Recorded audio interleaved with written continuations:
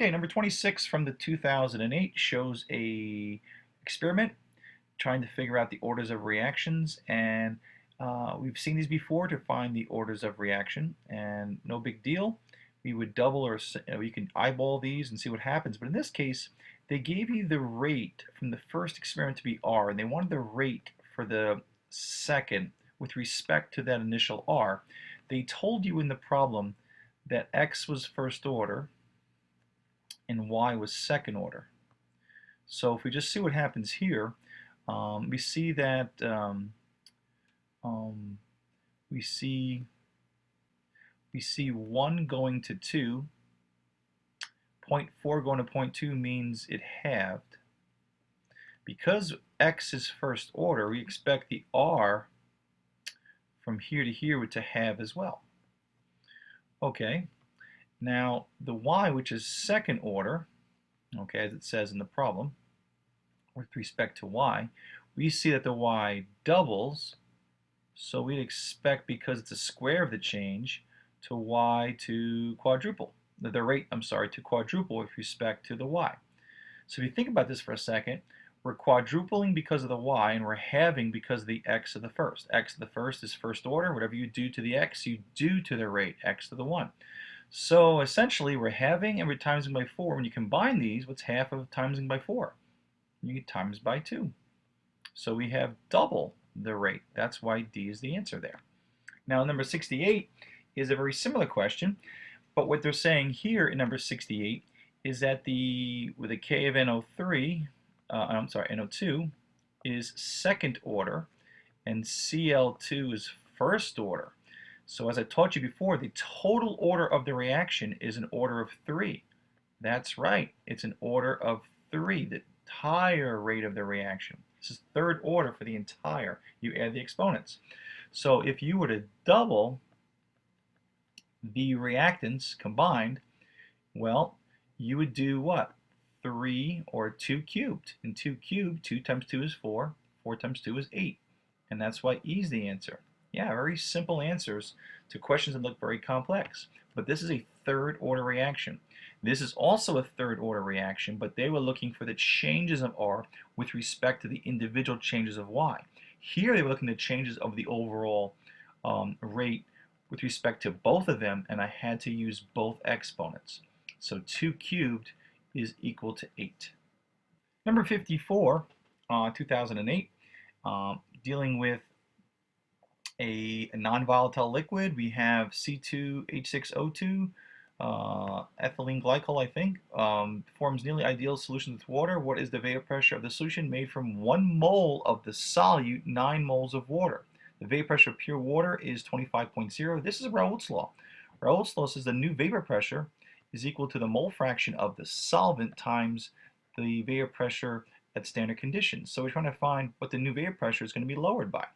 Well, a mole fraction is total moles. They made it very simple for ourselves. We had 9 moles of the water. Remember, it's a mole fraction of the solvent. I hope I said solvent. It's always about the solvent because it's how the solvent's vapor pressure changes over the total, 1 mole of this, so it's 10. So I got 0.9. 0.9 times 25, and that'd be great, but my gosh, I don't have a calculator. Well, I can also do if 0.9 is 90%, then 10%, it's an easy one, 10% is how much it should go down, right? It's 0.9 of this, but I should also go down by 10%. So 10% of 25.0 is 2.5. Subtract that from 25.0, and what do I get? 4, 2, 22.5, and that is choice D. Again, 90% of 25.5 is the same thing as taking 10% of it and subtracting away. Exactly the same thing. And that's how I did 54. Well, 32 is exactly the same way. The vapor pressure of pure water at 25 is 24.0. That's my standard pressure. What's the expected vapor pressure at 25? Same temperature of an ideal solution. That just means you're following Raoult's law perfectly. Of a non-volatile electrolyte just means that the electrolyte doesn't evaporate, it stays around, because if it did evaporate, you couldn't do this problem anyway, you need calculus, in which the mole fraction of the water is 0.9 So they're telling me the same thing. I would take my 24.0, that's my standard pressure, on my pure solvent, and times it by 0.9. And if my calculator would be very easy, I can do that. Or I can say, hey, 10% of 24.0, which is 2.4, right? 10%, just move this place over. I'm going to subtract that from 24.0. And I get a 3, and I get 21.6, and that's why C is the answer. Same exact problem, okay? Just kind of built together and hid differently. So 0.9 times is tough to do 0.9 times something, but if I can do 0.1 times something and subtract it, I can. It's the same exact thing. If you want to find if a dress is 10% off, I'm going to go buy myself a dress. All right, I can take 0.1 and times it by the total number, or I can do 90%, okay, subtract from the number. It doesn't really matter, okay? 58 from the 2008 test, okay, is dissolved enough water. We have some aspirin. Give me a milligram sample, a molar mass is 1.80, is dissolved enough water to produce a 200 milliliter solution. So my molarity is going to be 0.2 liters, right? Molarity is moles of side over liter solution. They gave me a 360 milligram sample. I know that's 0.36 grams, right? Milligrams is less than a gram. So it's got to get bigger by 1,000. Okay, something you should be able to figure that out pretty fast. The molar mass is 180. All right, so now we have to get grams out of this to do all this nonsense. Okay, well, at this time, you should be, I would be making 0.36 into 0.4, right? I'm just going to approximate that or just kind of round that off. 180. All right, now 0.4, all right, is of what of 18? Okay, so I'm looking at this saying, okay, 0.4 divided by 180, not like in life here. Since I approximated or I rounded to 0.4 here, well, let's round off 180 to 200, make our life a little easier with some easier numbers. So making this 200. Now still people say, oh my gosh, how can I do that? How do I divide 0.4, 200? Get your bearings straight. 10 divided by 2 is the same thing as what? That'd be 5, right? And how would you do that? You would 2 divided by 10, and you would put 5 here. So this number, this is the number on the bottom. So if you take your 200 and you divide it by your 0.4, okay, let's just keep making point stays here, and let's make some zeros here. And you could see that, well, that's 2. 2 times 2 is 400. And you got to put the zeros in. So what you got is 0.002 moles. Now some people can see that right away. I know I can't. I just have to do this.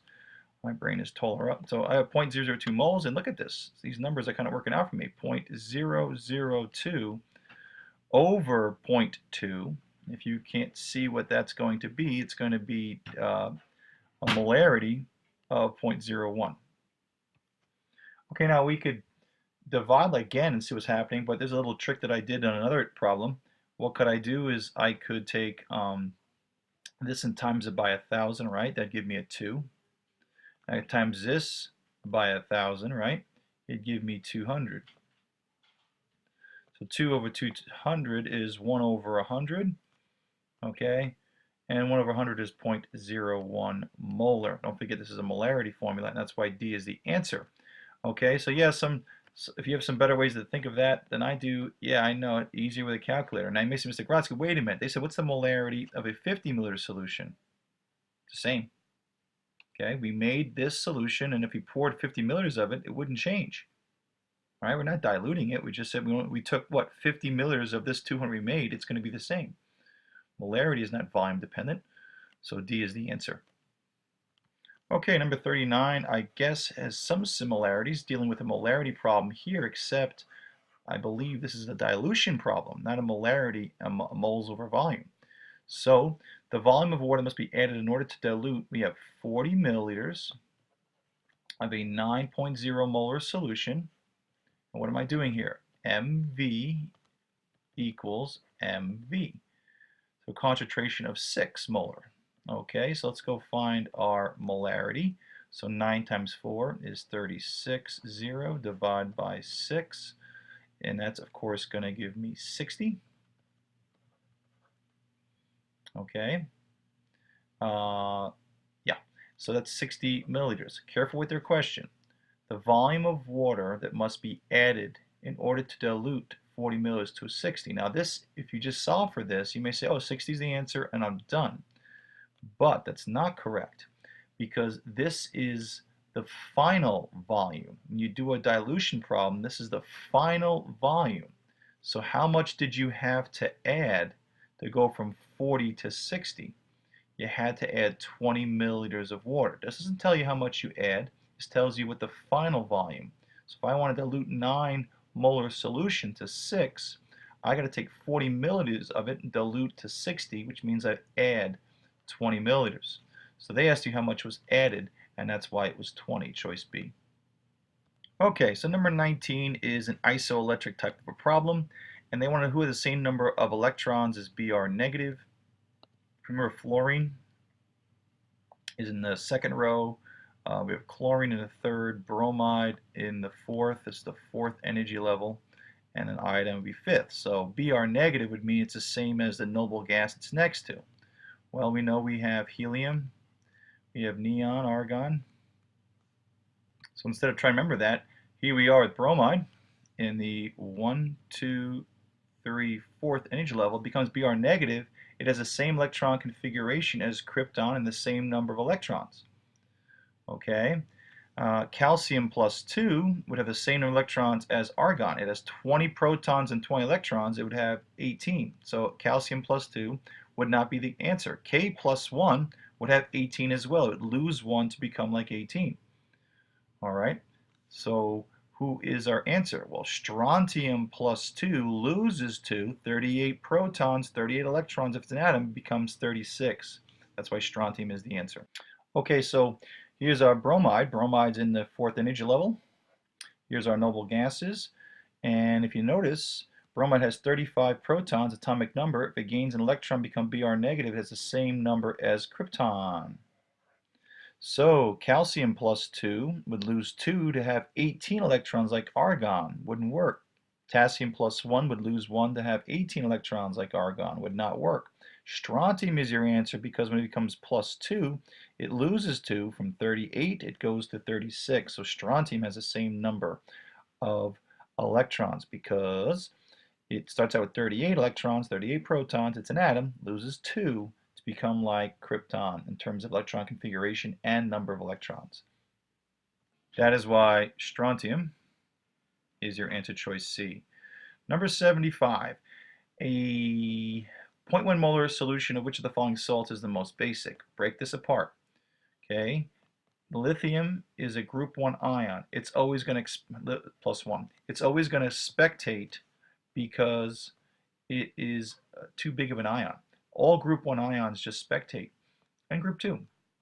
Okay, and nitrates are always soluble, and remember this is a conjugate base of a strong acid, so it has no ability to accept. This is a neutral salt. Sodium sulfate, well, sodium's a group 1 ion, so it has no ability. Sulfates, okay, do have some ability to gain back the electron, but that is hard to know exactly how basic that would be. Okay, it could be our answer because we know that sulfates are -2. They're really going to attract a proton and produce HSO4 -2. Okay, so it looks like that this to me would be basic, but I know from previous experience sulfates, okay, are about a pH of 7. Let's look at our other choices. Choice C, calcium, group 2 ion, spectating, chloride ions, too big of a negative ion. Besides, chloride ions are what? Conjugate bases of a strong acid, so this will be a neutral salt. Aluminum nitrate. Nitrates we know are what? Again, conjugate bases of a strong acid, so they will be neutral. They don't do anything. The aluminum, however, is a what? Lewis acid, right? It gets surrounded by the 6 waters and accepts them. And because it's so small, it'll pull that pair and the H plus will come off. We learned about that. So this is acidic. But the winner here is choice E. Even though B could have been basic based on what I think is its ability to set H pluses, this is the true winner. We tested this. K plus, spectating for reasons we've just explained. Group 1 ion, but CO3, we saw this, we titrated with it. This can accept 2 protons. This is very basic. Choice E is the best answer out of all of them. And this concludes my little review of the multiple choice questions of 2008 to 2012. Thanks.